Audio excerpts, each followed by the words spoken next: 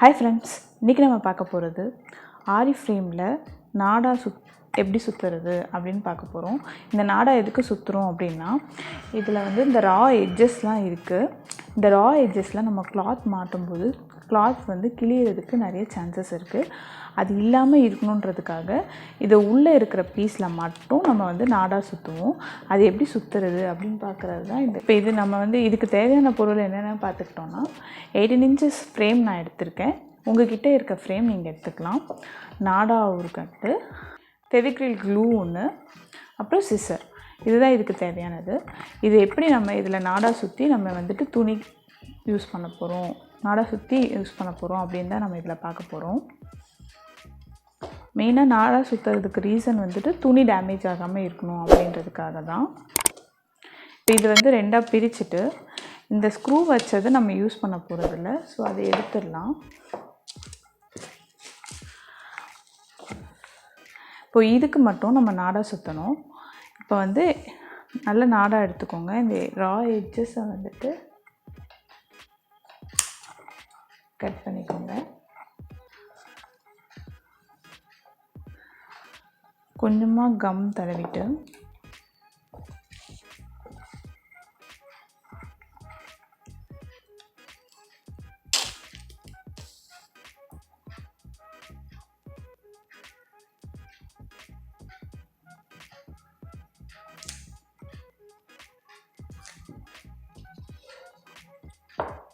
நம்ம கொஞ்சமாக இங்கே கம் தடவிருக்கோம். கொஞ்சமாக கம் தடவிட்டு இந்த டேப்பை வந்து இது மேலே வச்சு ஒட்டிக்கோங்க. ஃபஸ்ட்டு ஒட்டிட்டு இப்போ நம்ம பொறுமையாக சுற்ற போகிறோம்.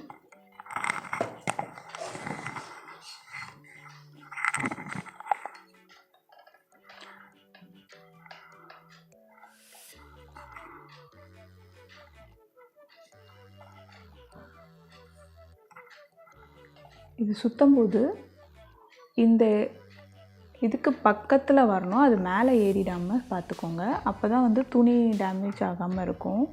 மேலே ஏறிச்சுன்னா ஏற்ற இறக்கமாக இருக்கும், துணி போடும்போது கஷ்டமாக இருக்கும். ஒட்டி பக்கத்தில்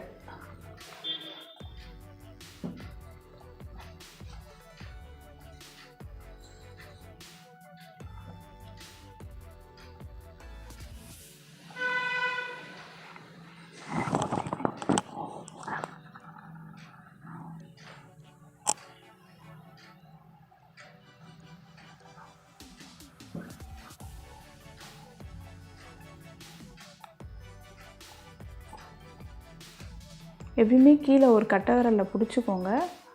இல்லைன்னா நம்ம லூஸ் விட்டால் கூட அது லூஸ் ஆகாமல் கொஞ்சம் டைட்டாகவே இருக்கிறதுக்காக அது கீழே ஒரு விரலில் வச்சு பிடிச்சிக்கோங்க.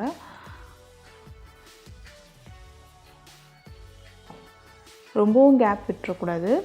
இதோட எட்ஜில் இன்னொரு நூலை நம்ம வைக்கிறோம். இந்த நூலை எடுத்துகிட்டு வந்து வைக்கிறோம். கொஞ்சம் க்ராஸாக வரும். க்ராஸாகவே இப்படி பிடிச்சிட்டு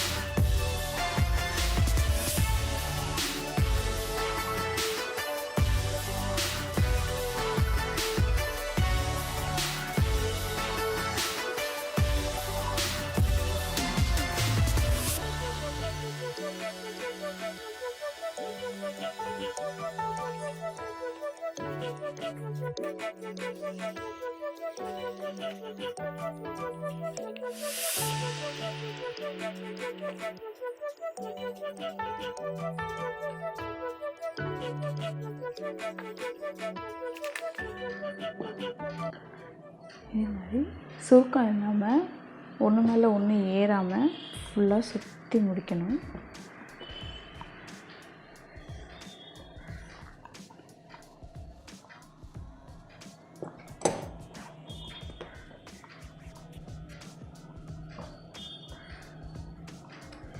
சின்ன ஃப்ரேம்னால் கொஞ்சம் ஈஸியாக இருக்கும், சீக்கிரம் முடிச்சிடலாம். இது பெரிய ஃப்ரேம், இருக்கிறதுலே இதுதான் பெரிய ஃப்ரேம், 18 inch ஃப்ரேம். அதனால் கொஞ்சம் கஷ்டமாக இருக்குது. பொறுமையாக பண்ணணும்.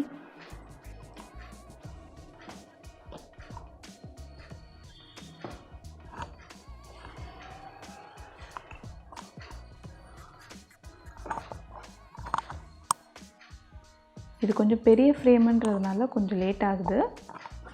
பொறுமையாக பண்ணிடுங்க. லூஸ் இல்லாமல் கரெக்டாக டைட்டாக பிடிச்சி ஃபுல்லாக சுற்றி முடிச்சிடணும்.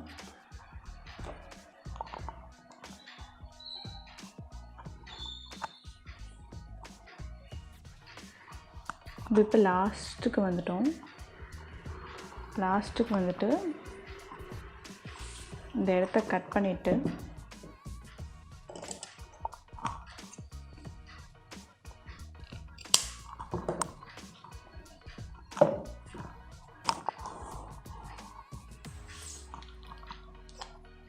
இங்கே சைட்லேயும் இது மேலேயும் ஃபெவிகால் போட்டு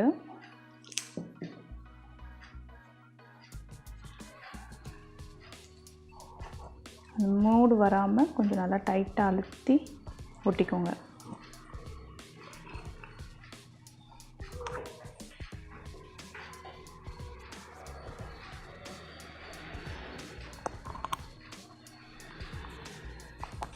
ஹலோ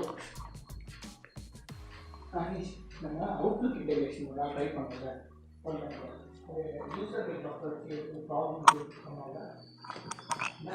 ஒட்டிட்டு இது ஒரு 1 hour காய விட்டுருங்க. நல்லா ஃபெவிகால் போட்டுக்கோங்க, பிரிஞ்சு வராத மாதிரி நல்லா ஃபெவிகால் போட்டுக்கோங்க. இது ஒரு 1 hour காய விட்டால் போதும். இது காஞ்சிடுச்சுன்னா இது யூஸ் பண்ணுறதுக்கு ரெடி ஆகிடும்.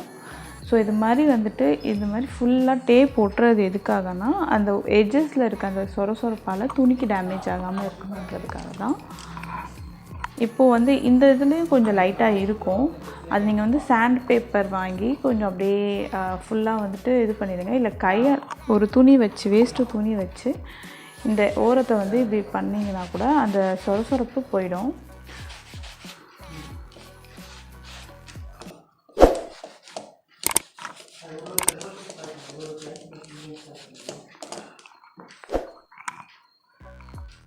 இப்போது இதை வந்து ஃப்ரேமில் ஃபிக்ஸ் பண்ணிக்கலாம்.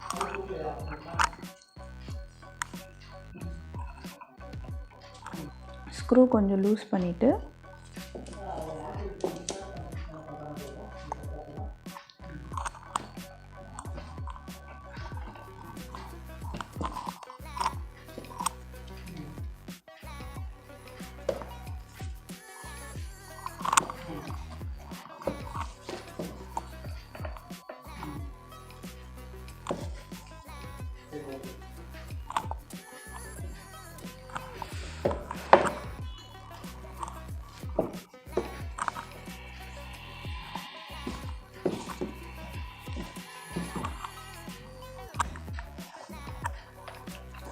ஸோ இப்போ இதை ஃப்ரேமோடு சேர்த்து அட்டாச் பண்ணிட்டோம். ஸோ இது கொஞ்சம் நேரம் ஆற விட்டுட்டு ஃப்ரேமோடு அட்டாச் பண்ணிக்கோங்க. ஃபஸ்ட் டைம் போடும்போது நல்லா ஸ்க்ரூ ஃபுல்லாக லூஸ் பண்ணிவிட்டு உள்ளே விடுங்க. ஏன்னா கொஞ்சம் எக்ஸ்ட்ரா நூல் சுற்றி இருக்கிறதுனால ஒரு நூல் கேப் இருக்கிறதுனால உள்ளே ப்ரெஸ் பண்ணுறது கொஞ்சம் கஷ்டமாக இருக்கும். ஃபஸ்ட் டைம் மட்டும் அப்படி இருக்கும். 2-3 வாட்டி போட்டு கழட்டும் போது உங்களுக்கு ஈஸியாக வந்துடும். ஸோ இதை வந்து ஆரி ஃப்ரேமில் நம்ம வந்து எப்படி நாடா சுற்றுறது அப்படின்னு சொல்லிட்டு இதில் பார்த்தோம், இந்த வீடியோவில் பார்த்தோம். Thank you viewers.